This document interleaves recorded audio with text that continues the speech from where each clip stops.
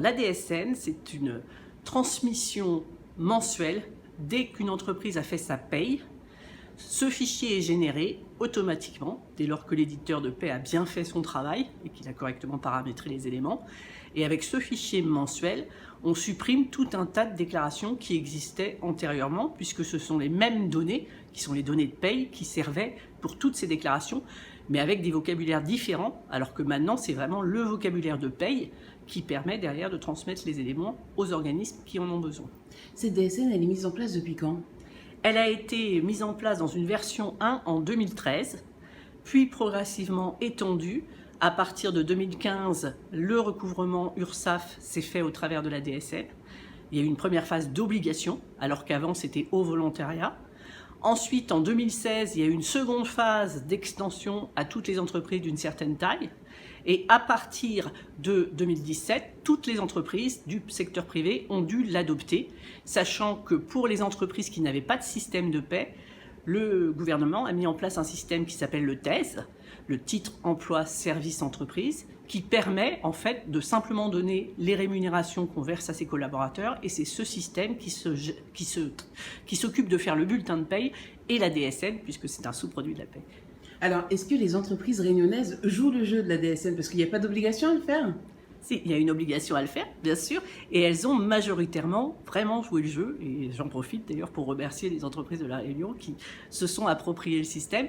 On avait hier une réunion avec une centaine d'entreprises qui étaient présentes, et on voit qu'ils ont bien assimilé ce qu'était la DSN. C'est quand même une transformation importante par rapport à la façon dont on fonctionnait avant, et vraiment ils ont joué le jeu, ils ont été formidables.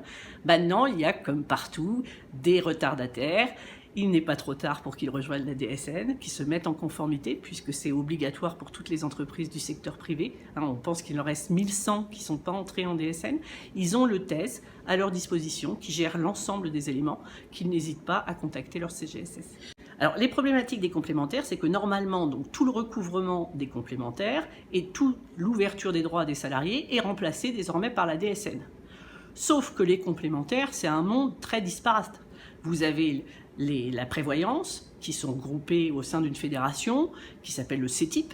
Vous avez l'assurance, regroupée dans une fédération qui s'appelle la Fédération Française des Assurances. Et vous avez les mutuelles, qui sont regroupées ou pas, parce que toutes les mutuelles ne se sont pas regroupées, autour de la fédération, la FNMF, Fédération Nationale des Mutuelles de France.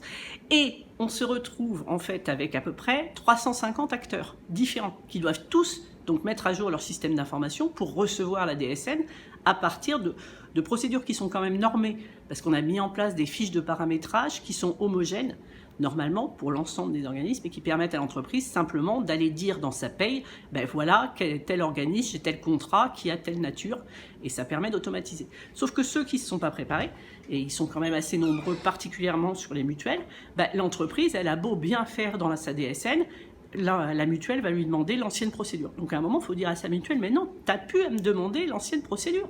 Je fais tout bien dans la DSN, il faut vous mettre à l'heure de la DSN. Alors, quels sont les prochains enjeux pour vous là sur la DSN ? Alors, il y a des enjeux très importants dans les années qui viennent. Là, dès janvier 2020, commence le secteur public.